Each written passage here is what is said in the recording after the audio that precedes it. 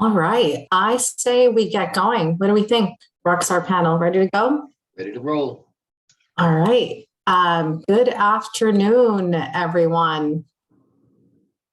I am your MC this afternoon. My name is Priscilla de la Cruz. My pronouns are she, her, and I wear a few different hats as the Senior Director of Government Affairs at the Audubon Society of Rhode Island, the President of the Environment Council of Rhode Island, and of course, last but definitely not least, as the co-chair of Climate Jobs Rhode Island. And that is what brings me to today's virtual table.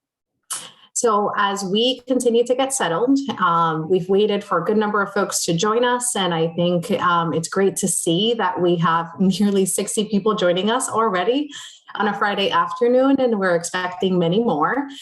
So to start, I just want to run through some quick logistics. Our team at Climate Jobs Rhode Island includes Mike Rose and Erica Hammond. Thank you so much to them for making today possible and for the tremendous work in planning today's event. They will monitor the chat in the questions box, and any technical issues, you can go ahead and send it their way. Today's webinar will be recorded, as you can see, and it's also being streamed live on Facebook. Our program will consist of roughly 75 minutes, including opening remarks, followed by questions and discussion with our panel of speakers. And the remainder of our time will go towards Q&A from the audience.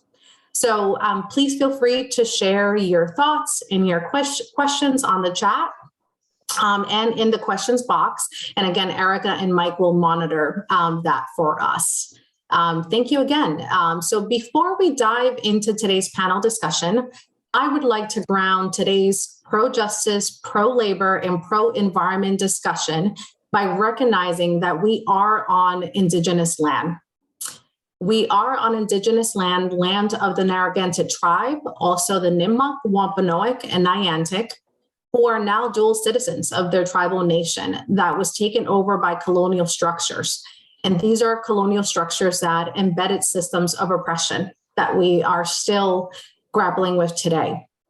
And I would also like to say thank you to the tribal members who are joining us and attending today's webinar. We're very grateful for your presence. So I would also like to take a moment to acknowledge the elected officials and the number of staff from different agencies who have also taken the time to join us. So bear with me one moment, and I will go ahead and grab our list of acknowledgements.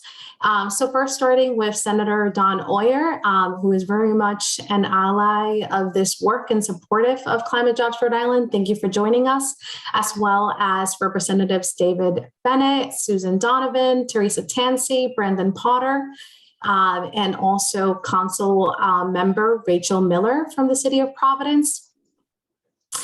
We also have staff present, staff agency present, in particular from the governor's administration, also RIDE. We have staff from the treasurer's office joining us, as well as staff from the Senate and staff from U.S. Senator Shelton's White House office, and also the Rhode Island Department of Health. And we are expecting many more.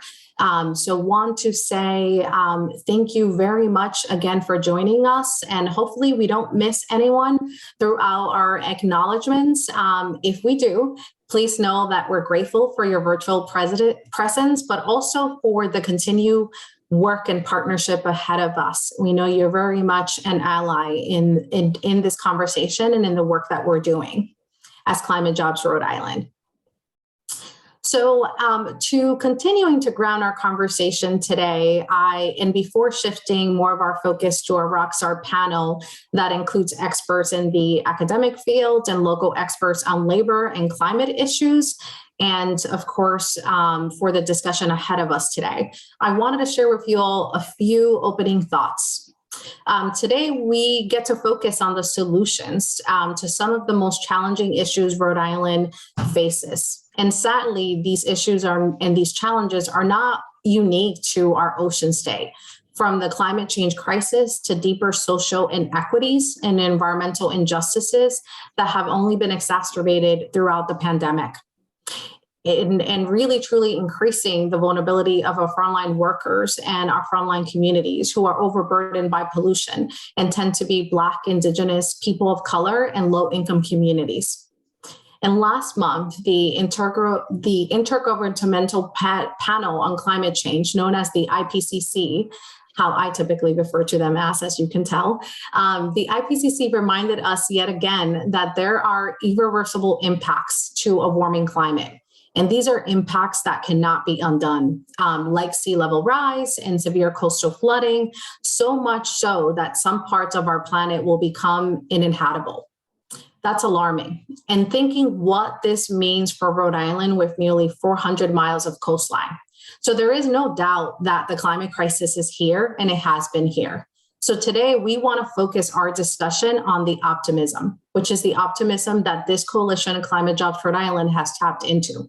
We have the solutions, and we know many others do in the state. We can invest in climate and a just transition to a sustainable and green economy, and achieve that by working in partnership across public and private sectors. This is why Climate Jobs officially launched in early 2020 and began forming our coalition with labor and environmental groups, coming together in a unified vision and goal and approach to develop this common vision for a growing partnership to establish a just transition to a green economy and truly position Rhode Island as a leader in this transition while centering economic, environmental, and racial and social justice, all equally important. We grounded ourselves in principles and goals that we continue to build on, including the continuous work of expanding our coalition to be not only more effective, but honestly, to be more reflective of the communities we strive to serve and work in partnership with. And the Climate Jobs National Resource Center and Cornell University are very much a part of this work and shared optimism. Climate Jobs Rhode Island is thankful for their support in our vision, and really excited about the recommendations in the report that we'll be discussing today. A report that we view as pro-labor, pro-justice, clean energy solutions that could be put into action. So this afternoon, we are discussing that report, that very report published and authored by researchers of Cornell University who are joining us today. The name of the report, which you have hopefully all had the opportunity to read, and Pat is holding up on his Zoom screen, it's named Building a Just Transition for a Resilient Future, a Climate Jobs Program for Rhode Island. And it is examining the climate crisis in our state. And I think what's really encouraging is it's actually outlining a set of high impact recommendations that can maximize our approach and our actions towards the solutions that we're going to focus on today. And doing that, one, by creating thousands of good paying, high quality jobs that help reverse inequality or our contribution towards that. Two, drastically reducing greenhouse gas emissions to avoid the worst impacts of climate change, and meeting the state's Act on Climate targets, which we'll talk more about throughout our panel. And third, investing in infrastructure that will make Rhode Island communities healthier, more resilient, and more equitable. So before we dive into the panel discussion and introduce our expert panelists, I will like to go ahead and just take a moment to look at the folks that are joining us. And again, if we missed anyone in the acknowledgements, thank you so much for joining us, and we look forward to working together. And as I mentioned, our panel webinar will be recorded.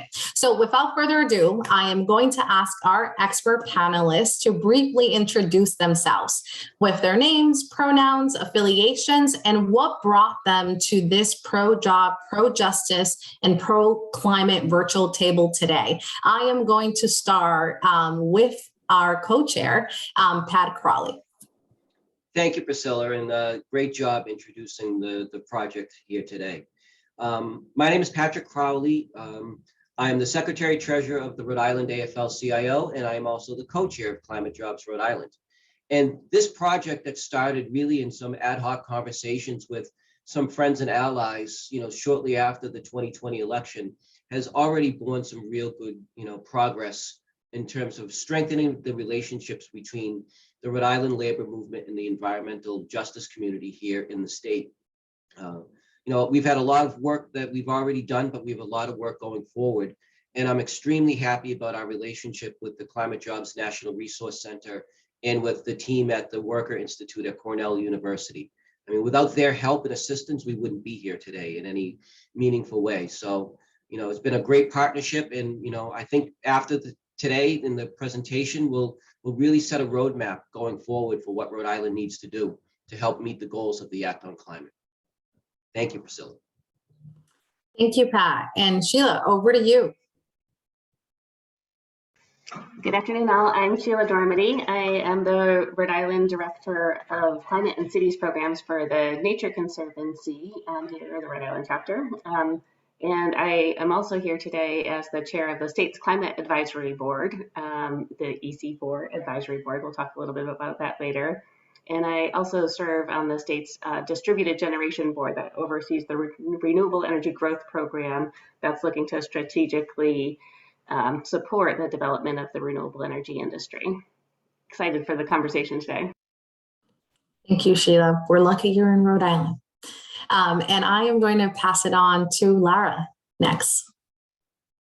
Thank you, Sheila, and thank you, everyone. It's great to be here today and join this discussion. My name is Lara Skinner. I direct the Labor Leading on Climate program at Cornell University School of Industrial and Labor Relations. I'm one of the authors of the report that we're discussing today and help to lead the multidimensional research, training, education policy that we undertook in Rhode Island to build this program and recommendations. And I should also mention that our program, the Labor Leading on Climate program, serves as the academic and educational partner to the Climate Jobs National Resource Center, and I serve on the board of that organization as well. Thanks. Thank you, Lara. Avalon, over to you. Thanks, and thanks everyone for being here. My name is Avalon Hooks-Ponce, and I'm the Research and Policy Development Extension Associate on the Labor Leading on Climate Initiative at the Worker Institute, and I'm also an author on the report. Thank you all. Very excited for today's discussion. We're very lucky to bring you all together. So, Pat, I started laying sort of the context for the Climate Jobs Rhode Island Coalition and what brought us together. Can you add more to that in terms of what really drove the coalition to come together and who are some of our coalition members? Absolutely. So it really started with an idea that over the last couple of years in Rhode Island, we saw the labor movement and the environmental movement at odds on a number of different high-profile issues. And it struck me and some others that we're, people of like-minded, ideals, especially around the idea of social justice, shouldn't be working against each other. They should be working with each other.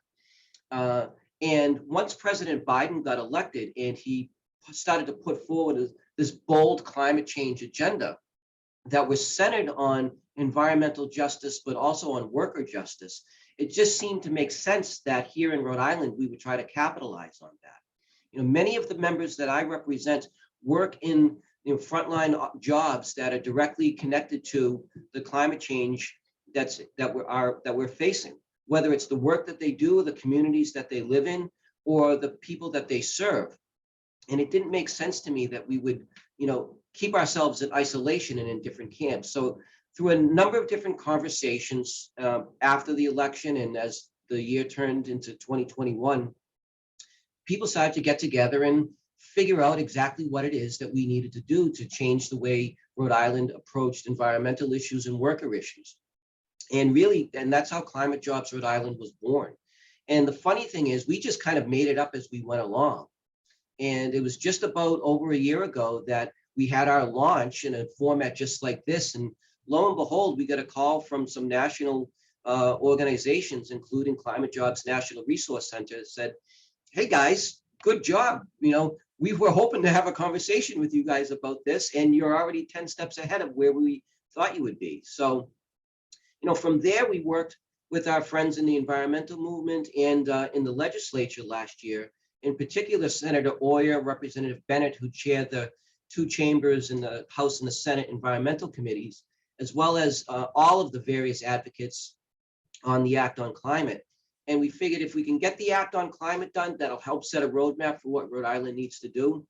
And then it'll be incumbent upon us in the social justice work and the labor movement and the environmental movement to actually make the Act on Climate's goals a reality. So I think a big step in that process is the report that we're going to talk about today and the work that Lara and her team at Cornell have done, because it really lays out a clear and concise plan for how Rhode Island can do this in a way that's not just about making our economy more environmentally sensitive, but it's about making our economy more centered in justice as it changes from a carbon-based economy to a carbon-free economy. And as we talk about this in the report today, I think a lot of our ideas are going to help jumpstart that conversation. Thank you, Pat. That is so well put. And that note, in terms of the work that Lara and Avalon do and talking about the report, Lara, could you start by telling us in the audience more about the Workers Institute and your work around the climate initiative at Cornell University? Yeah, absolutely. Thank you, Priscilla. So the Labor Leading on Climate program sits within Cornell University School of Industrial and Labor Relations, the ILR school. And we started this work about a dozen years ago. And, you know, from where we sit, this is how we think about it. We think the climate crisis is one of, if not the most important social issue of our time. We also believe that we have a crisis of economic and racial inequality, and that these are intersecting crises that we need to be simultaneously addressing. And at that time, we were not seeing enough work being done in the climate space that was taking this intersectional approach. And we started thinking, you know, this is a major crisis. This is a major challenge to figure out how to have a pro-climate, pro-worker, pro-justice approach to climate work, but it's also a major opportunity. We can tackle climate change and we can build a stronger, fairer economy. We can address climate change and build a more equitable, diverse, and inclusive economy that's based on high quality jobs, especially for frontline communities that have faced historic inequities. So, you know, with that approach in mind, we really do three things with the Labor Leading on Climate program. We study the labor and employment and broader socioeconomic impacts of climate change itself, as well as the transition to a climate-friendly economy. How will workers, how will frontline communities be affected by climate change? And then, you know, how will they be affected and how can they intervene and impact this transition that we need to make? We also, you know, design the policy, and that's a lot of what this report is about. How do we design ambitious climate policy that's tackling this crisis at scale, but also maximizing high quality job creation and equity? And then the third thing we do, and again, this was part of the process that, you know, we co-partnered with Climate Jobs Rhode Island on, is provide direct support to unions and their partners to develop what we call sort of a positive, proactive approach to addressing climate change and inequality. And, you know, I should mention that we started this work in New York State. We got hit by Hurricane Sandy downstate. We got hit by Hurricane Irene upstate. And that was sort of a moment for us where we sort of said, wow, we need to get more engaged. We need to provide more support to the labor and broader social justice movement around these issues. We saw how hardworking people, union members, frontline communities were impacted by those storms. In New York, we're still trying to recover and rebuild from those storms while we're getting, you know, hit by other events.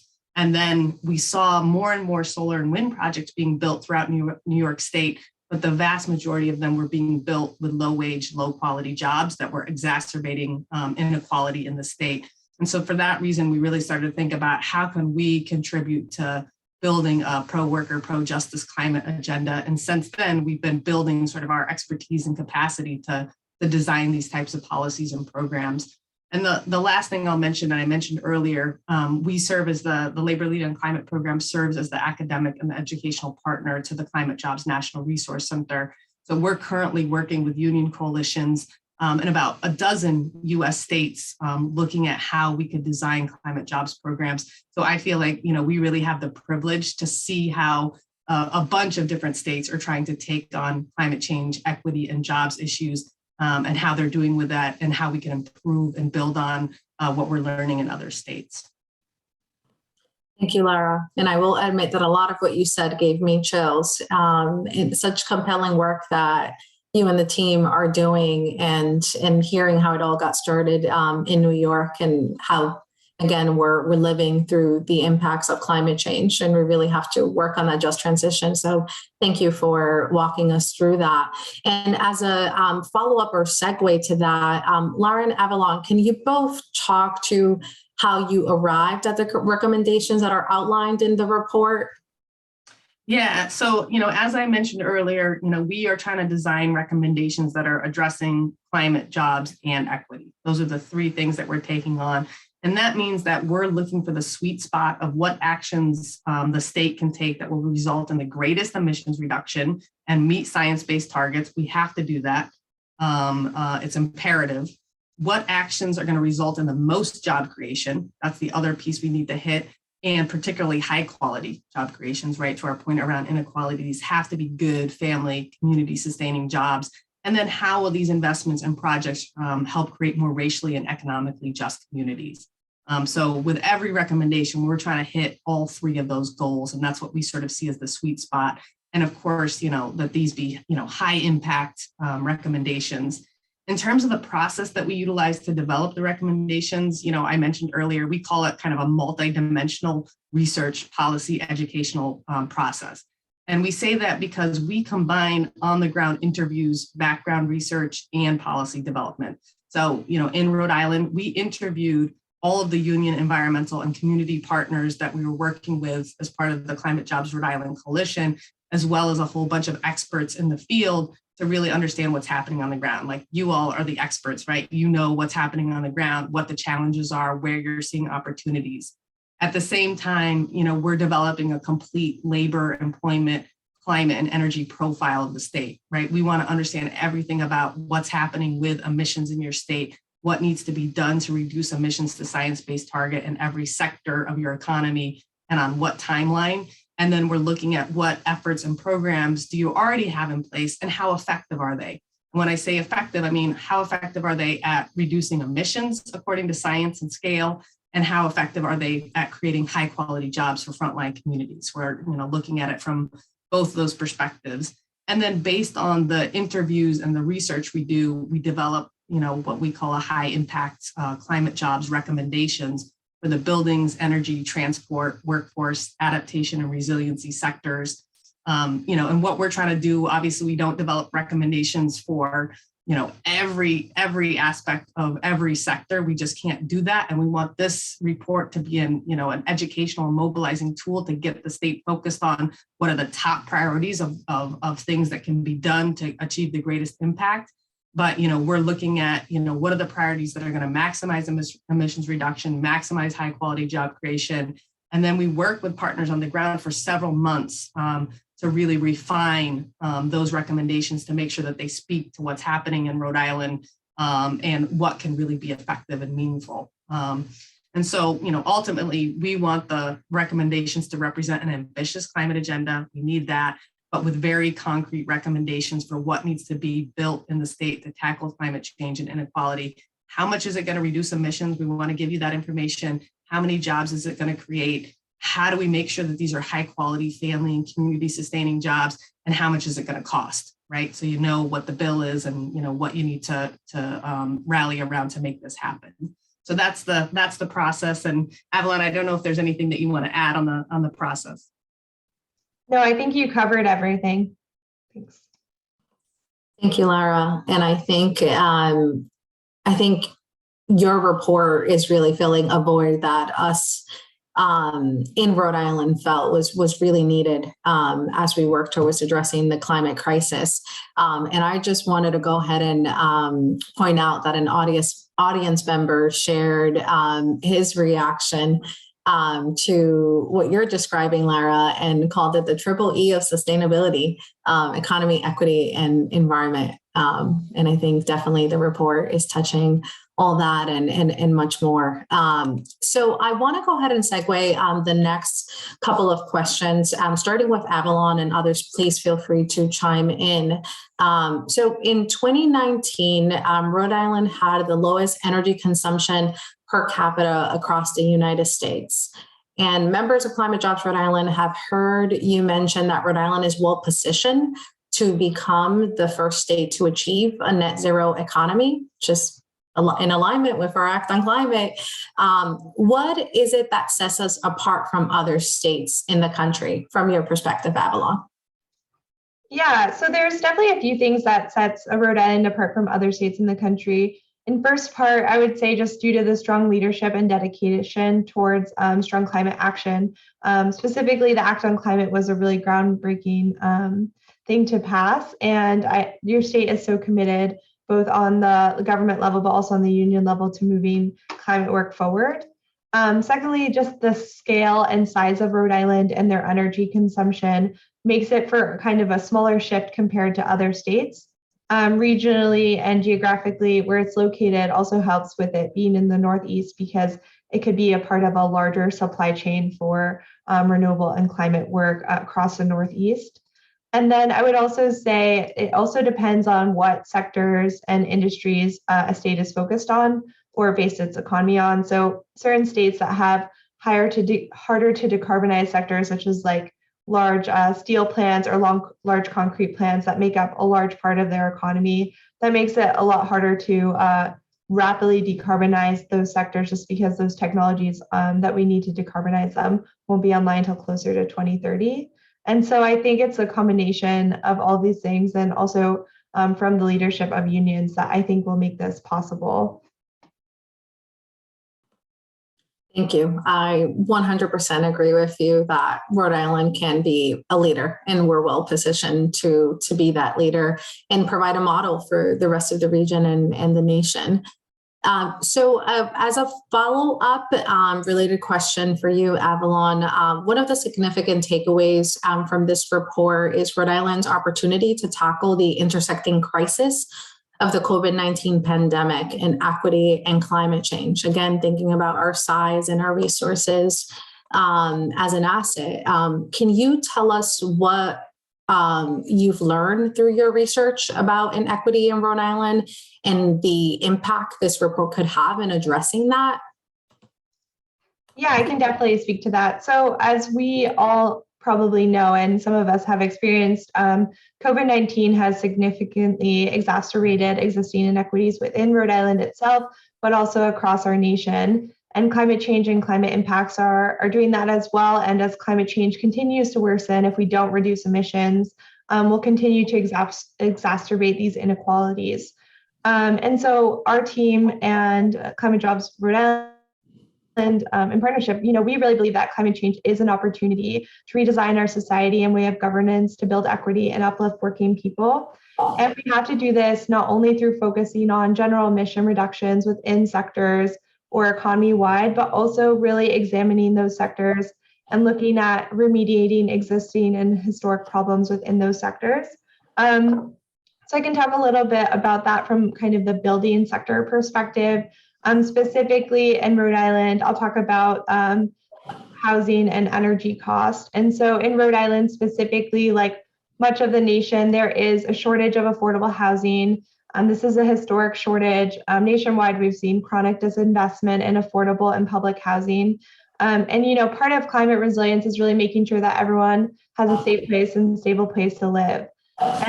And so we see that so in the report, we propose to build 35,000 net zero affordable housing units. And this won't directly affect existing impacts of emissions, but it will directly impact equity issues and, make sure that Rhode Islanders and families have a place to live. And then the second part to that I would just mention is just high energy costs in Rhode Island. So energy burdens, this just means that this is when a large percentage of a household income goes directly towards energy costs. So energy burdens mostly affect people of color in Rhode Island. This also mirrors other inequities we see nationwide. But in our recommendation to provide free deep retrofits to those households, this will increase their energy efficiency and lower the energy use intensity of their home to directly reduce their energy costs for those families specifically and reduce emissions. Thank you, Avalon. Truly critical, especially as federal dollars are coming into the state, how we tackle these issues that are very much intersecting, and how do we apply that climate and equity lens into that. So since we're talking more specific, of course, about Rhode Island and the inequities that we face and the climate crisis that we face in Rhode Island, I want to segue over to Sheila. So Sheila, thinking about how climate jobs contributed to the successful passage of the Act on Climate, truly a landmark piece of legislation, especially after inaction for a number of years around climate and clean energy solutions. Could you tell us what the new law does, the Act on Climate, and as chair of the EC4 Advisory Board, how do you see this report connecting with the work of the EC4 Advisory Board in meeting the goals set by the Act on Climate? Yeah, thanks so much, Priscilla. The Act on Climate just passed last year in 2021, and this is the law that sets our mandatory enforceable climate emissions reduction goals for the state. So it says that we have to achieve net zero emissions economy-wide by 2050. And I can't talk about this law without thanking the bill sponsors. Chairwoman Senator Dawn Oyer is here with us today. Rep. Lauren Carson led on this work. And Priscilla, your leadership of the environmental community of this work over so many years was really remarkable. We've been trying since 2008 to pass some version of this law because it was not a new idea that we needed to have this type of plan in place. So when we talk about landmark laws, it was in fact a really big deal, as you just said. So we know where we need to be at 2050, but we also know that early action is more impactful than slower action. And it's going to take a significant transition that we've been just talking about here from the business as usual of what we have now. So the law also sets some key interim reduction requirements. So we need to get 45% below 1990 greenhouse gas levels by 2030, 80% by 2040, and to net zero by 2050. And the law sets up some structures for how we do this. First, it requires state agency directors to be working together, and that group is called the Executive Climate Change Coordinating Council, the EC4. And I felt like I needed to explain that that EC4 has two advisory boards. One is the Science and Technical Advisory Board for that kind of input, and the other one is the one that I get the opportunity to chair. And that board is responsible for two-way communication from Rhode Islanders to the EC4 and back again to make sure that there's solid communication, and also so that there's transparency and accountability to know that we are staying on track and achieving our goals. So this report is helpful in that kind of communication that the EC4 needs to hear from advocates here in Rhode Island working on this through Climate Jobs Rhode Island and elsewhere.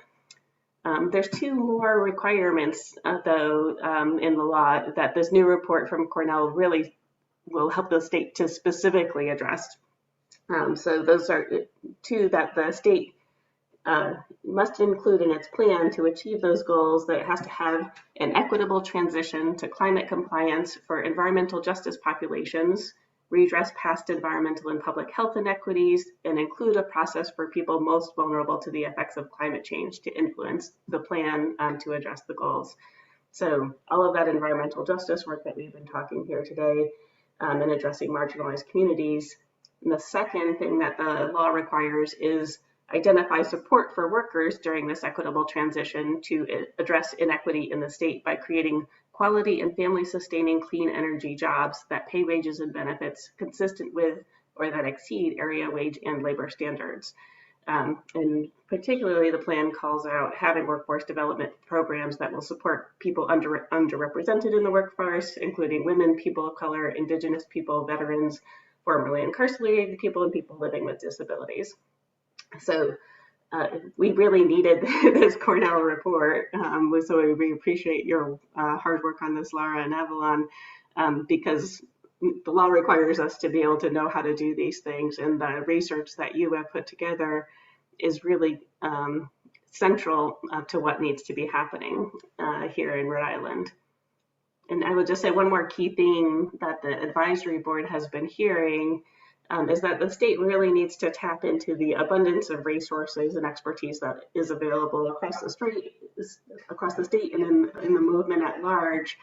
And the work that the Institute has done here really shows a pathway that's very achievable for the state to achieve its goals, and one that will really be a significant benefit to all Rhode Islanders in very concrete ways. So thank you for this report. The advisory board has already received a report on what's happening here and is excited to be able to take up some of the specifics that you're moving towards here. Thank you, Sheila, for all of that information and also for your tremendous leadership. We're truly lucky that we have you also as the chair of the EC4 Advisory Board. So thank you. I want to use that as segue to go over to you, Pat, our co-fearless leader, because I think in really laying out the principles and goals of the Climate Jobs Rhode Island, where we really first started grounding ourselves, not only in the shared vision and principles, but also in what it will take to get to a just transition that is science-backed, and thinking about the Act on Climate. So really that driving the roadmap for the work ahead of us for this coalition, and also acknowledging that there are areas that we might not agree on, but we're going to maximize the areas that we do agree on and really amplify the issues that Climate Jobs Rhode Island wants to focus on in this partnership. So with respect to the recommendations in the report, what is Climate Jobs Rhode Island advocating for this year to support implementation of? Sure. You know, I wish it was as simple as, let's just put a bill number on the report, vote on it, and get it signed into law. That's probably the easiest way to do this. So if anyone has that ambition, feel free. And by the way, if you don't have a copy of the report yet, you can download it from the Climate Jobs Rhode Island website, which is climatejobsri.org. So have it really handy. There's a number of different bills and policy initiatives that I think this year can help get a large step forward in this process. The first is some language that we're hopefully going to see in a proposed bill in the next couple of days, which would be to have apply labor standards to all renewable energy projects in the state. Now, by labor standards, it really is three broad buckets of standards that are important. The first is having project labor agreements that are enforceable through collective bargaining agreements on all renewable energy projects that the state has an interest in. And I know we can talk about what that means in a little bit later. But also that all of these projects pay prevailing wages, and most importantly, we can talk a little bit more about this too, that they have apprenticeship utilization requirements to make sure that the next generation of construction workers and building trades workers are going to have an access to these types of jobs. The second bill that we're really paying a lot of attention to is one that was being championed by Representative Susan Donovan, who I know was on the call earlier. And it's called the Clean Energy Workforce Transition Commission. And the bill number is 7755 in the House of Representatives, and we're expecting a companion bill in the Senate very soon. And what this commission would do would essentially work to guarantee that the transition into a carbon-free economy is as just as possible. And it really is centered on, we know that there are going to be some jobs that will disappear, but we don't want to just kick workers to the curb as we go through this process. That would be counterproductive in so many different ways. So how do we make sure that as we transition to more carbon-free types of energy sources, that the workers who are involved in the legacy fuel economy right now can transition along with the economy?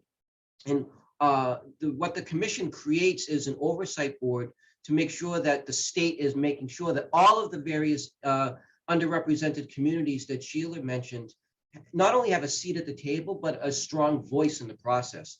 And one of the things I'm most proud of in the proposal from Representative Donovan is that we specifically make sure that the indigenous people of Rhode Island, the tribal community, have a voice in this process.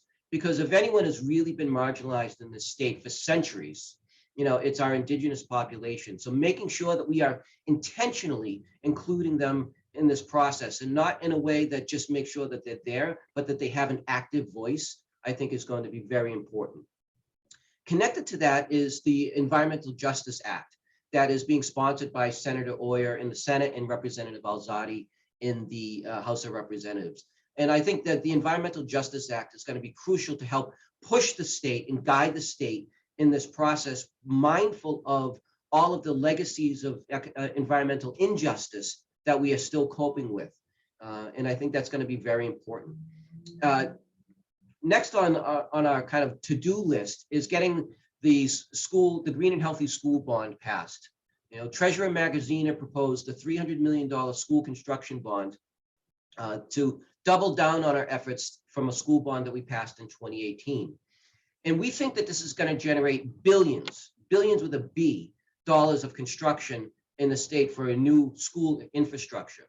But unlike in 2018, when we passed a $250 million bond, not only is this more because we need to spend more to get our schools compliant, but it's specifically designed to incentivize local communities to meet environmental standards while they're employing the labor standards of project labor agreements, prevailing wage, and apprenticeship utilization.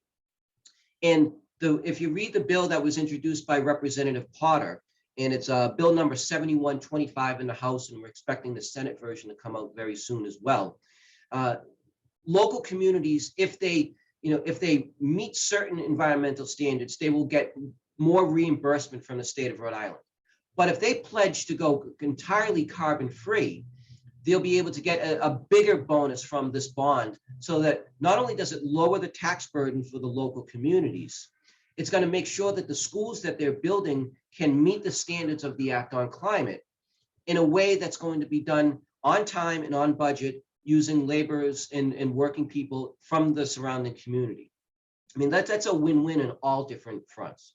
And since we're talking about schools, what happens outside the schools is one thing, but inside the schools, we need to have a renewed focus on climate literacy. So that's why Representative Cortravand and Senator Lawson have bills to embed within the school structure of the school day this deeper understanding of what climate literacy means. Because it's not just about, the women and men of the building trades and hard hats going up and building these new, and renewable energy projects. As we transition into a carbon-free economy, we're going to need, accountants, computer programmers, CPAs, lawyers, office workers, management type of people, teachers, to all be understanding what exactly a carbon-free economy looks like. And we want to make sure that, not every kid that's graduating high school is going to go into a trade craft, but what if that person wants to be an accountant? Great, but they also care about the environment. Well, here's how you can be involved with both. And I think that's a crucial part of this puzzle that needs to be in the conversation. Another real big part of this, and something I'm personally very proud to be associated with, is the idea of making RIPTA free. I mean, the idea that the state of Rhode Island charges, even if it's a nominal fare for our public transportation system, we need to get beyond that and understand that a robust public transportation system serves the environment and social justice needs in so many different ways. And the thing that's most important to me is that, we need to have as many Rhode Islanders riding the bus as possible. We need to see each other, have conversations, talk about the things that are about going on in our lives. And we need to have, the bus system is one key way to make that happen. I also think it's an important economic development tool. As Rhode Island is trying to attract new businesses into the state, if we can say to them, oh yeah, and one more thing, you're not going to need that 1,000-car parking lot, because your workers will be able to go from your office in Smithfield to the State House, or from Burrillville down to Newport on a bus that's free. And I just think that's one more arrow in the quiver that we can use to attract new businesses into Rhode Island. And then lastly, and this is something that would be really instrumental and positive if we can get past, is the 100% renewable energy standard that has the support and the sponsorship of the Senate President Dominic Ruggiero and the Senate and Representative Ruggiero in the House of Representatives. And I think this bill is really like, if we can get this bill passed, I mean, in requiring the state of Rhode Island to lead the way in being a 100% renewable energy purchaser in the state, it's one of the key things that's going to require that, you know, that will get the state going. If the public sector can establish the market for renewable energy products and renewable energy sources, then the private sector is going to be able to follow along with that, because by the state being the key purchaser at the initial onset of renewable energy, that's going to help drive the cost down. That's going to make it easier for private businesses, especially the larger ones, like our hospitals, like our universities and colleges, to jump into the mix as well. So I think all of those things combined, it sounds like a lot, but they're all pushing in the same direction, and they're all will help us to get to the Act on Climate in a really meaningful way. Thank you so much, Pat, for that thorough walkthrough. And other panelists, feel free to chime in, but I will also take this opportunity to remind our audience that they can share their thoughts and questions in the chat box, and also their questions in the questions box, and we'll continue to monitor that. And after our conversation with panelists, we will have time to get into some of those questions. So as a follow-up, Sheila, I'm going to go back to you. How will this report from Cornell and the engagement of Climate Jobs Rhode Island change the climate advocacy landscape in Rhode Island? We got asked a lot about this when we launched back in 2020. So I think it'd be great to hear your perspective on this. Yeah, I mean, it's about more power. And the first thing I think that both this report and our coalition at Climate Jobs does is disrupts a false narrative. Pat was talking about this at the beginning. This environment versus economy, or labor movement versus environmental movement. We don't actually have time for any of that, and we can't be slowed down by that kind of conversation. And very specifically, the shortest answer to our question is the Act on Climate is a lot stronger as a package, as a law, because of the participation of Climate Jobs Rhode Island and because of the expertise we brought to the table from partners to the National Resource Center and from Cornell. So we're already better for it.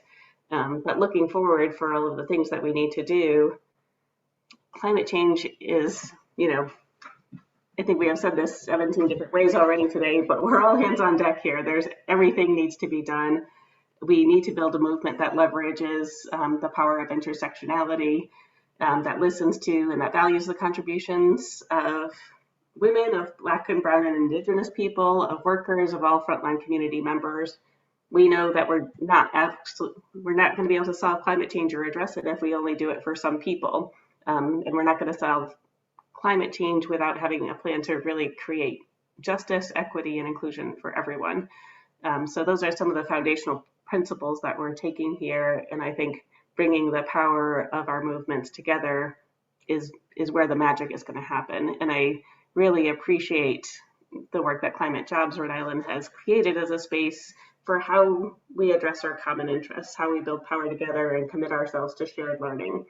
This was one of our foundational principles when we first came together and tried to figure out what it would look like to work together. And we know that we've got different kinds of expertise that we're each bringing to the table. And we've got some thorny issues that we need to address with that expertise too. So we've got a space now where we can talk about what does a just transition look like in Rhode Island that's going to elevate historically marginalized groups and also smoothly transition a workforce that's, you know, based on fossil fuels into the clean energy economy that we need to be building. Not an easy answer, but I'm really glad to have a great group of people to discuss it with.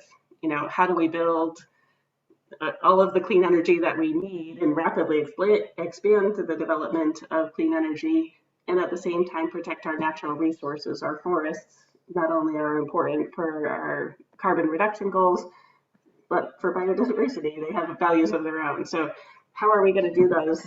Like, we now have a space where we can have those difficult conversations.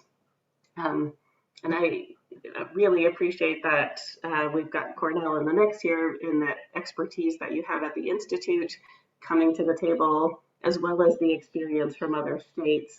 Not all of this is we are not the only ones who are facing these challenges. And so we have the opportunity to be importing best practices from other places and also skip ahead to fail. We don't have to do all of the ways that people failed in other places. We can learn some lessons from other places and just jump to the punchline, since we're a little bit late to the game in some ways. And in other ways we lead, of course. In the other piece on the advocacy side of things, we've explicitly heard from some legislators, including some who I think are on the call here today. They want packages of legislation that are supported by both labor unions and the environmental movement, and they're not going to move forward unless they have both. So the fact that we have a table now that we can prepare our strategies together means we're not going to the state house and just like sorting out what is the lowest common denominator of like what can we get passed. We're actually taking on a big problem, figuring out the approaches and practical solutions and addressing them together. And that's the kind of creativity that I'm really excited for, that's coming together in this coalition. And obviously what we need also to address the problem at the scale of climate change. So this coalition is what gives me a lot of hope that we can pull that off. So well said, Sheila. It's all hands on deck. I enjoy when you remind us of that it's all hands on deck, and these are big intersecting challenges and they call for big responses that are unified. Pat, I see you unmuted. Go for it. No, I mean, Sheila is absolutely right. I mean, one of the really important principles of Climate Jobs Rhode Island has been this idea of shared learning.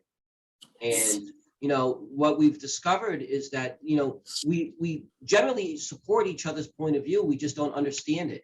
I remember when we first had these conversations, both camps would use words that the other side kind of knew what they meant, but really didn't know. And I always remember, the president of the AFL-CIO, George Nee, finishing up one call. He says, "I think I know what resiliency means, but can you explain it to me?" And I gave the example, sure, we have members in the laborers union that work in water treatment facilities. A lot of those water treatment facilities are incredibly susceptible to climate change. We need to make sure that those water treatment facilities can resist ongoing climate change while we transition into this economy, so that they don't have to be resilient, they'll just be safe. And George was like, "Oh, okay, I get it." And it's that kind of thing. And like in a similar way, I mentioned this early when I was talking about it, the labor movement would use words like project labor agreement or prevailing wage. And our environmental friends, they kind of knew what we meant, but it took us, we had a shared learning experience called, we called it Davis, Bacon, and Eggs. Because for the labor movement, one of the big things that we always care about is the Davis-Bacon Act, which sets prevailing wages on projects with public money. And Rhode Island has a mini Davis-Bacon Act, so that if there's going to be state of Rhode Island money that goes into building projects, the prevailing wage is the union wage in the state. And that's different from craft to craft. It's different from trade to trade, but it's a legally enforceable payment system that makes sure that if the public is going to be, investing in resources, that the people that are going to be building that infrastructure for the people of Rhode Island are not exploited by, the bottom feeder contractors out in the state. And that's one of the other reasons why we really advocate for what we refer to as project labor agreements. I mean, I think most people understand that, if I'm a worker at Stop and Shop, I'm represented by a union. In our case, it's the United Food and Commercial Workers Union, Local 328. The union has a contract with Stop and Shop, the employer, and that covers all of the conditions of their labor. In the construction world, you can imagine if you're building a new school building, you don't just need one type of worker. You're going to need skilled tradespeople in the iron workers and the electrical workers and the painters and glazers union. You're going to need people that drive construction trucks, like in the Teamsters union. You're going to need laborers, all different crafts that all have their individual collective bargaining agreements, their union contracts with their bosses. But a project labor agreement is like a master agreement that covers all of those trades, to make sure that when a project is built under a project labor agreement, all of the various contractors the people that might do the drywall, the people that are going to do the concrete pouring, the people that are going to do the wiring and the painting. All of those independent companies also have union contracts, and that makes sure that the project is done on time and on budget and safely, in a way that all of the workers, are protected and well paid, but that the taxpayers have a product at the end that they can be proud of because they know it's built right, they know it's built on time, and they know it's built on, or if not under budget. And I think those are the parts of the equation that the labor movement can bring to this, because I think that helps connect all of the various sectors that we really care about. Thank you for that, Pat. And I have to say, I think it's been a tremendous sort of learning curve. And even like you said, in understanding terminology, but also peeling back the layers as to what we mean. And I think there's still a lot of that happening. And I'm also as grateful as Sheila is that we have that table where we can continue doing that shared learning and also brainstorming, even on the things that we might not necessarily align or agree with, right? There's an opportunity because there is that table and there is that partnership. And it's really been exciting, I think, to come to spaces with our learning caps on and really listening to one another attentively. So thank you for that. I am going to now shift gears a bit. Avalon, I'm going to go back to you. And I want to focus on transportation. When thinking about the Act on Climate and acknowledging that a significant portion of our greenhouse gas emissions or carbon emissions are coming from the transportation sector, and being and the state being in a place where we don't have a particular program to drastically drive down the emissions in that sector, especially after the delayed or sort of set aside of the Transportation and Climate Initiative, I think it's important that we focus on transportation for a bit.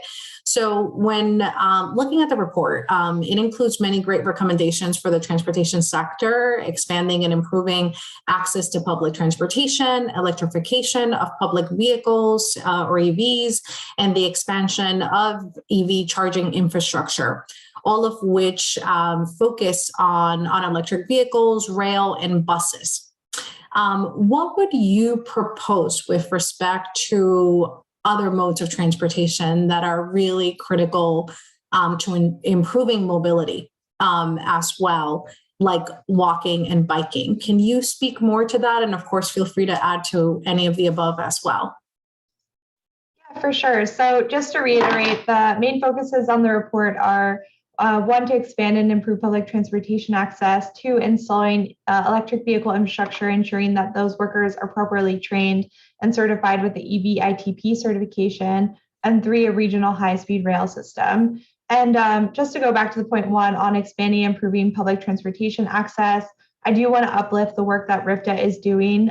Soon they are starting a process of composing a comprehensive fleet transition plan that not only looks at the electrification in question, but also connects that in effort with the implementation of service growth and looks at the operational implications and facilities expansion requirements at the same time. And so that being said, our report is, really only able to highlight a few key issues within each section. We do focus on recommendations with the highest emission reduction that we model, and that will also create the most jobs through our job modeling process. So unfortunately, this report does not examine other modes of transportation. However, we do think that this infrastructure is critical. I personally bike and walk everywhere. I'm based out of New York City, but biking is my main mode of transportation, and I really understand how critical this infrastructure can be and affects your daily life. And we also deserve to live in accessible cities, whether walking, biking, or using other modes of micromobility. Lastly, in kind of climate events, we see micromobility as crucial, especially in extreme events. Here in New York City during Hurricane Ida, City Bike was really critical in getting workers home safely when public transportation wasn't running or ride shares weren't running. So in other reports we're actually releasing a New York City flow report in the next few weeks, and we'll specifically have a section on micromobility around biking. But I do want to uplift that there are many great groups already working on this in Rhode Island. And so I can just mention some things that we think are important in terms of micromobility infrastructure, like biking infrastructure. But I do want to uplift that a lot of work has already been done in Rhode Island. So basically the main thing that we like to focus on when we think of micromobility is really centering equity. So we want to ensure that labor and community partners have an active seat and role in planning out and ensuring that all projects for micromobility have strong labor standards in the build out of projects with local hiring requirements. And that if there is a local or statewide bike share program, that there is option for those workers to unionize and that those are good family sustaining jobs. Secondly, across all transportation recommendations, but especially micromobility, we just want to make sure that we prioritize the build out of infrastructure, specifically in disadvantaged communities and areas that have been previously disconnected. Lastly, ensuring that there is affordability and disability justice and access centered in the decision-making process. To speak around affordability, kind of what Pat was saying earlier around free RIPTA, it's the same idea for micromobility like biking. So, thinking through whether there should be policies on subsidized bike shares or subsidized bike purchases for those who live below the federal poverty line or those who cannot access that. But that implementation would obviously be left up to communities and local governments. And all this really comes down to is just making sure that the transportation transition really centers the voices of communities and unions, and that all of those groups are directly involved in the process, so that when they are implemented, they're implemented justly and fairly by the local government with strong labor standards around local hiring, especially around local hiring for local communities. Well, thank you so much, Avalon. Really appreciate that. And please do share that New York report on micromobility when the time comes. We would all love to look at that as we're thinking about these same challenges here in Rhode Island, and of course, how to maximize our potential due to our size. And also appreciate you speaking about the work that it's happening around the state with the efforts of RIPTA. And the importance of labor standards and truly the work behind micromobility and how essential it is that voices of the communities that are underserved and most marginalized and also union voices are at the table when crafting those solutions. So really appreciate that, all that. And also if there are others that would like to chime in, please do. And I will say we did receive a question or two from our audience on the issue of transportation. So we will have more time to talk about state related transportation matters. So Pat, I'm going to go ahead and shift over to you now, which is, of course, is all relevant, talking about a just transition, understanding and addressing the negative economic impacts of transitioning away from fossil fuels, as we've alluded to throughout the panel, is often referred to as a just transition. Can you explain the relationship between centering justice in our communities and requiring strong labor standards and the vital role it plays in this framing of a just transition? Absolutely. And before I do, as someone who rides his e-bike between Lincoln and Providence to get to work when it's sunny out, the idea of micromobility, I mean, and also the idea of, safe and accessible roads that, especially in the Rhode Island area, a lot of potholes between, Lincoln Woods and the State House these days, and making sure that those roads are safe so that I can ride my e-bike without getting hit by a RIPTA bus is always part of the equation. My little ding, ding, ding on the bell is not going to be enough sometimes to protect myself, but it's a start. But on the larger question, Priscilla, with the, how I think all of these things fit together, is that it's something that Lara said in her initial presentation is, we don't want to see this transition be a race to the bottom. Right now, because the green economy that's out there currently in the state and really in the country is a little bit of the Wild West, where there's a lot of different producers, a lot of different companies trying to get a toehold in the market. And one of the ways that they're doing that is by undercutting costs as much as possible. But the problem is that those costs aren't just dollars and cents, they're people's lives. And we want to make sure that as we try to get this transition jump-started in a really meaningful way, that the workforce that's involved currently in legacy fuel industries, like I said, isn't kicked to the curb, but also that the people that are going to be doing the work in transitioning us from, to more renewable sources aren't exploited by their bosses.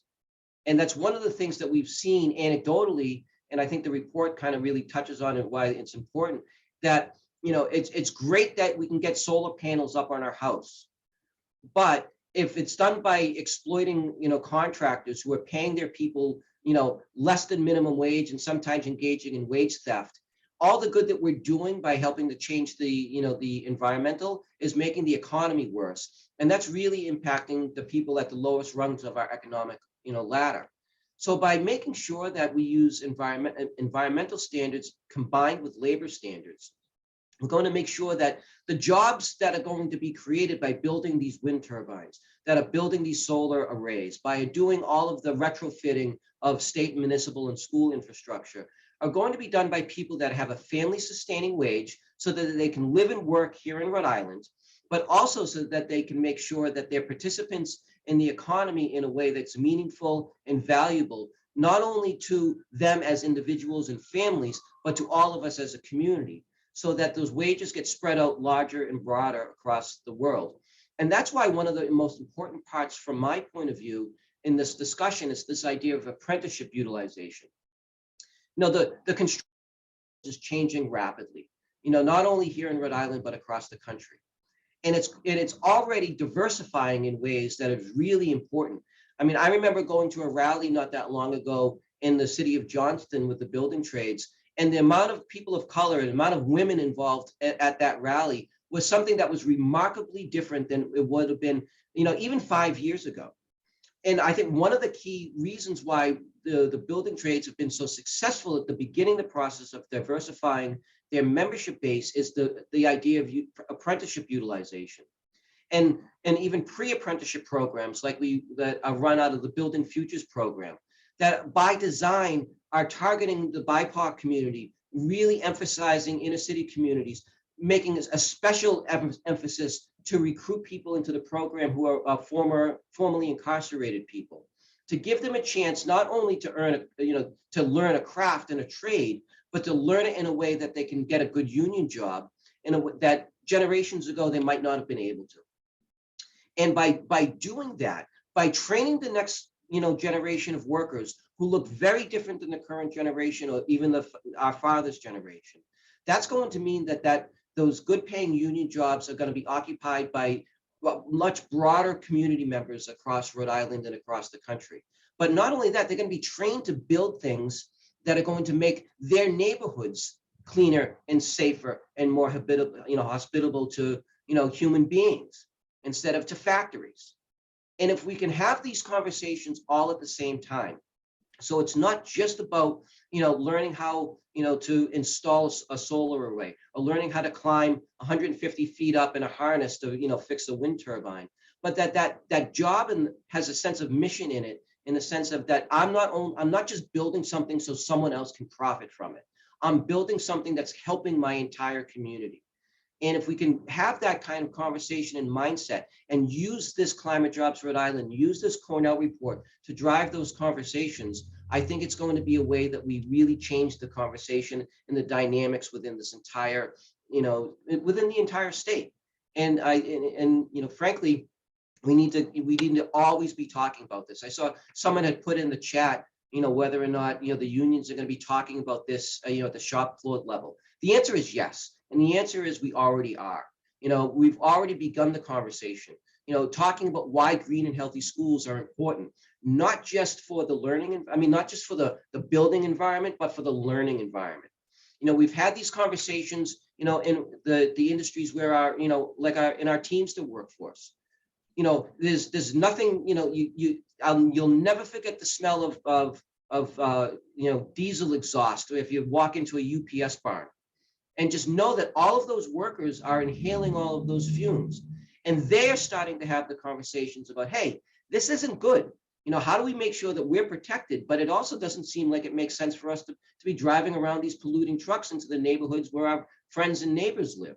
So how do we, those conversations are starting. And I think as we move down the road and get closer to meeting the goals of the Act on Climate, it's going to make it's going to make those conversations at the shop floor level that much more meaningful, because people are going to know, they're going to see the tangible results of all of this efforts. Thank you, Pat. And I would like to add to what you've said, so well said. And I have to say, thank you for addressing the question that came in the chat about how do unions plan to organize their membership all the way through the shop level. And I have to say, it's been really tremendous to see when launching. Of course, we've had many of these launches in terms of the accomplishments of climate jobs virtually because of the pandemic. But we have been fortunate that we have had one, I believe, in person when it came to the Green and Healthy Schools initiative. And it was just really heartwarming to see union members across all levels throughout different unions. They're present and excited about the work that we're doing, and really, cheerleading us on as we're all working together to do this work. And I would also like to add, in terms of my perspective as to why a just transition must also include both the fair and just transition for essential frontline workers, including our 300 fossil fuel workers in our state, and also the added jobs and opportunities that you described, and the critical need for those being accessible to our frontline communities of color with well-paying union jobs and apprenticeships. And I want to add my perspective because I think, as co-chairs of Climate Jobs Rhode Island, we spent a lot of time, having these conversations and going back to the drawing board and working with the newly formed coalition, or as we were developing our principles and goals, talking about just transition and why that dual approach is so critical. So I'm really proud that we took the time to do that. And I have to say that I've learned a lot from our friends in the building trades, and what they're doing successfully, as you describe, in building futures. And, for me, it's so exciting to think about how do we work together to expand that work? How can we do more of that? And how do folks, you've all heard me say this before, how do folks that look like me, see themselves in this career pathway, and really ensuring that Black and Latina workers are not going into low wage paying jobs. And I think that's all, bringing us together. And I think also keeping the perspective as to how we work to expand and grow our coalition to really be more reflective of the work we intend to do and strive to do. And also, as our friends in Fuerza Laboral will remind us, we have to ensure that we're also addressing the exploitation of undocumented workers. So there's a lot of intersections here to this work that we're doing. So wanted to add that as a follow-up to everything you said so well, Pat. And let's see, we're on track with timing. We're at 2:15 and we have some questions from the audience. So I'm going to go ahead and segue to those questions that we have not already addressed through the great conversation that we're having here today. And let's see, I want to go ahead and start with the transportation question, because I mentioned that there is another transportation question that came in for us. And I will go ahead and read the comment and the question here. So the comment reads, there's disappointment that the Transportation Advisory Committee adopted an amendment to the state transportation plan that did not account for climate emissions. For example, transit should have been a bigger part. How do we address that? And I will start with Sheila and Pat, and others, please. Lara and Avalon, feel free to chime in. Go ahead, Sheila. Sorry, I was pointing at you. So yeah, there's so much need in this space for what the investments need to be. And I think one of the key ideas that's coming out in this question is we need to address climate change in all policies. So we can't afford to be spending a single dollar in Rhode Island without taking into account what impact would this have on climate change? Are we doing the maximum amount that we can, both to mitigate our emissions and adapt to climate change? And I'm not seeing the state have a structure for doing that yet. We just passed the Act on Climate last year, but we've known this for some time that we need to be taking this into account. And so that is one of my key things that I keep bringing into each of the conversations and decision-making spaces that I get to be part of, making sure that we're making those kinds of investments that are going to leverage all of the things that we need to the maximum extent. And we have spent most of this conversation, I think, talking about the mitigation side of climate change. But all of this is deeply intertwined with what is going to make us resilient and able to adapt successfully to the impacts of climate change that we're seeing. So now I was thinking about this, Avalon, when you were talking about micro-mobility solutions too, it really comes together because not only do you need a safe sidewalk to walk on in order to be successful in making people want to walk to even their bus stop or wherever it is that they're going, their final destination, but you also need a nice street to walk on. And our hottest streets in the city are 20 degrees hotter, the ones that don't have trees on them, than the ones in a nice tree-lined neighborhood. So we need to be integrating all of these issues together in how we're approaching this. And so it is no surprise to anyone here that I'm advocating for trees in this conversation because it's a thing that I like to do and get to do a lot. But I think that they are an important part of our transportation solutions is how do we create the healthier neighborhoods that are going to make us want to invest in micro mobility, and especially in the context of climate change, the two things that we are already seeing the most of and going to continue to see in a multiplying way is more intense rainstorms and more high heat days. So those impacts we see here in Rhode Island both get addressed by investing in nature-based solutions. So just wanted to put that into the mix there too. And I think the Department of Transportation has lots of opportunities to become a leader in this space. And we need DOT's leadership to make sure that we invest in the right way. Pat, what would you add to that? We have a saying in the labor movement: if you don't take no for an answer, eventually the answer will be yes.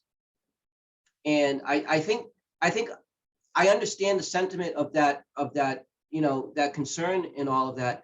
I think it's incumbent upon us and the activists and the justice community to make sure that the state is held to account, to make sure that everything that they do is mindful of, what are the environmental standards, what are the labor standards, what are the justice standards that are part of this.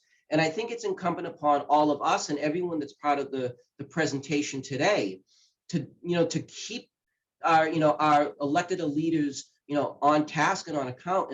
And that's going to take all of us constantly talking about these ideas and using the language that we've talked about today, learning from each other, but also being willing to educate people that just don't know, the things that they don't know. And oftentimes that includes the, state leaders and state workers, in the various agencies.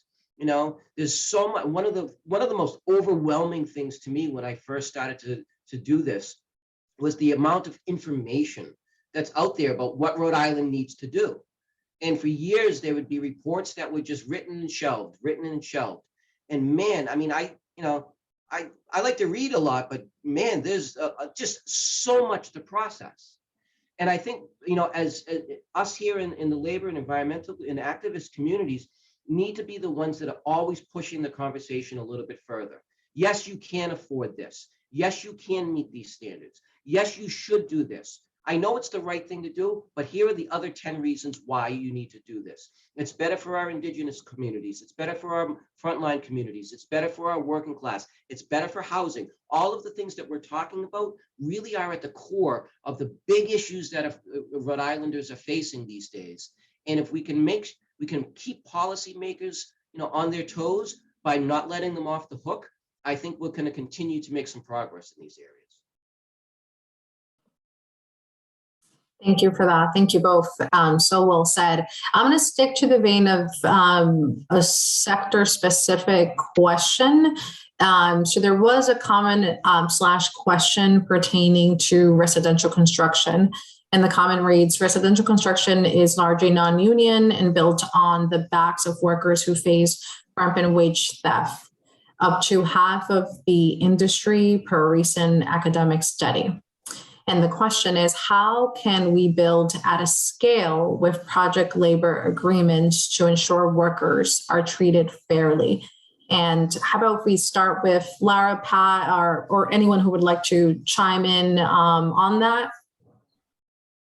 Go ahead, Lara.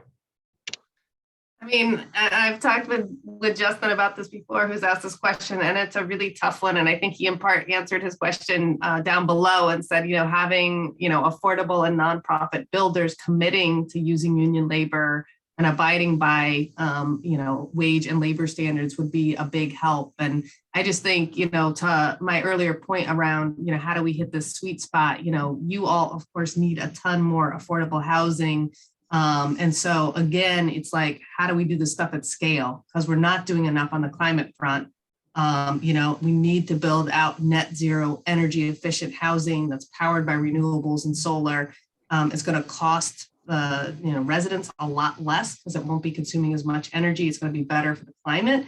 But we also want to make sure that we're, creating a ton of jobs too, right? We need that. And we need to make sure that those are high quality, good jobs. So I think, we had an experience in New York where after Hurricane Sandy, many homes were devastated in Staten Island and parts of Brooklyn and Queens.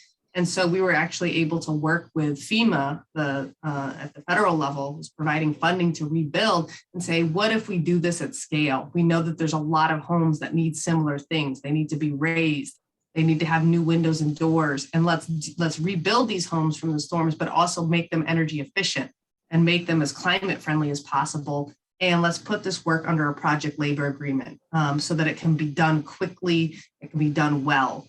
So that's one example. I'd love to figure out in the climate space how we can do more replication of that. Again, how do we really speed up this work? We need much more energy efficient housing. We need it right away for an equity and justice reasons, but we also want to create a lot of jobs. We want to make sure that these are good jobs. So I think trying to be creative about how we scale programs, that's probably the biggest thing we see, Priscilla, across states. A lot of good intentions around the climate work that states want to do.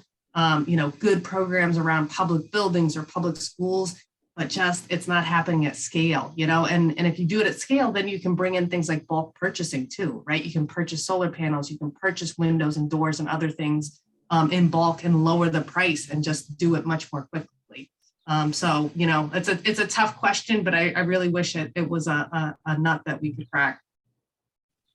And Lara, everything you said, I want to relay over, that replication that you're talking about, because that is precisely what we find ourselves advocating for here in the Ocean State as we're facing, for example, an affordable housing crisis. How can we apply that climate and equity and just transition lens and really do these things at scale in an integrated way, especially when we have, federal funding, once in a lifetime generational funding that we'll have to really get us on that path. So well said. Almost want to say, let's copy and paste that and send it over to policymakers ASAP. But you've outlined that beautifully in the report with Avalon and other members of the Cornell team. Pat, anything you would like to add to that? Yeah, we really need a WPA for housing in Rhode Island, and that it's like at that scale of interest is what we need. And I think, it's not just the federal funding that we have available or the $618 million budget surplus that we have from tax collections. It really has to be an intentional program of building affordable housing using state and federal money as the jumpstart of it. And I think there's ways to do this that can be helpful in so many different ways. For example, we have the major hospital complexes downtown in Rhode Island, right, in Providence. So, one of the things that would be fantastic to see is that what if those hospitals using, whatever public dollars might be available to build affordable worker housing for the people that live in those neighborhoods that work at those facilities. One, they're not going to need to take a car. Won't even need to take a bus if we build it close enough. They can walk. You know, change that wasteland over there in between CCRI and Women and Infants Hospital and plant as many trees as we can. If you build worker housing that is open to the public as well as to workers, those are connections that people can make. Say, hey, I heard there's an opening in this department. You know, why don't you apply for the job? Oh, and since it's a housing, you know, development that is connected to healthcare facilities, you can have public healthcare options embedded right where people live. So building, it's almost like wraparound services that we hear about in schools a lot of times, make that around hospitals as well.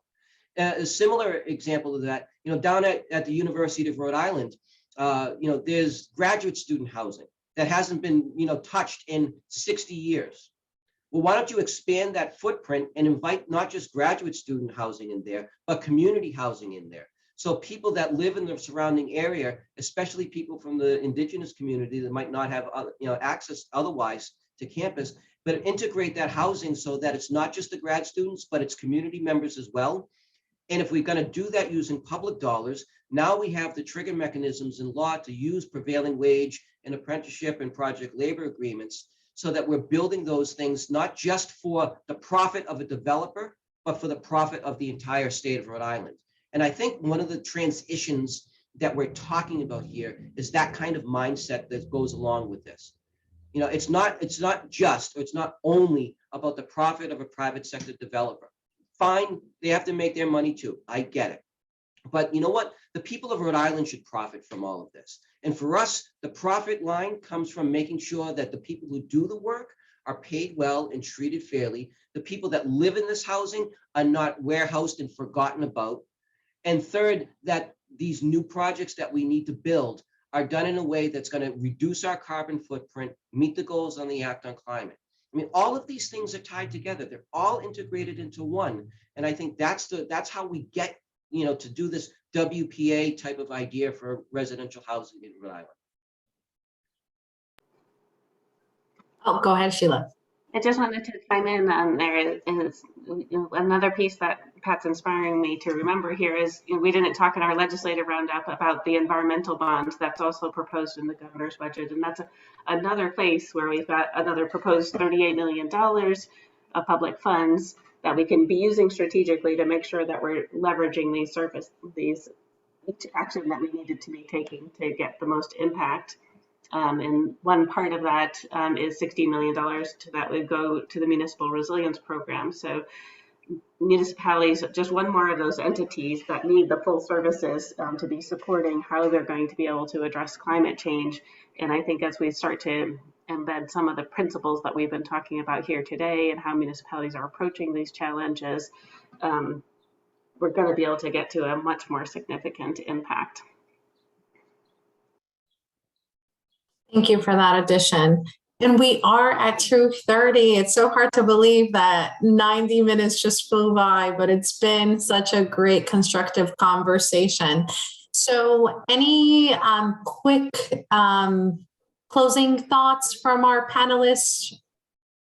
Go ahead, just Pat. one, Priscilla. I mean, I really want to thank Erica Hammond and Mike Rolls, who are the staff people for Climate Jobs Rhode Island. They've done a phenomenal job in a short period of time, helping to build a very strong and resilient organization. And they deserve a lot of kudos for their work. And anyone that's out there in attendance, you know, please, you know, make sure you check out the website, climatejobsrhodeisland.org, and get in touch with Erica, Mike, myself, Priscilla, anyone, Sheila, about how we can continue to work together. Thank you, Pat. And thank you to everyone who took time out of their Friday afternoon to spend it with us. And also, Avalon, Lara, thank you so much. It's really great to be working with you both and the rest of the team at the Workers Institute and Cornell. If we did not get to your questions, please, you know how to reach out to us. As Pat mentioned, visit the website. We will also send a follow-up email with a link to the recording, and it will also include our contact information. So stay in touch, and thank you so much.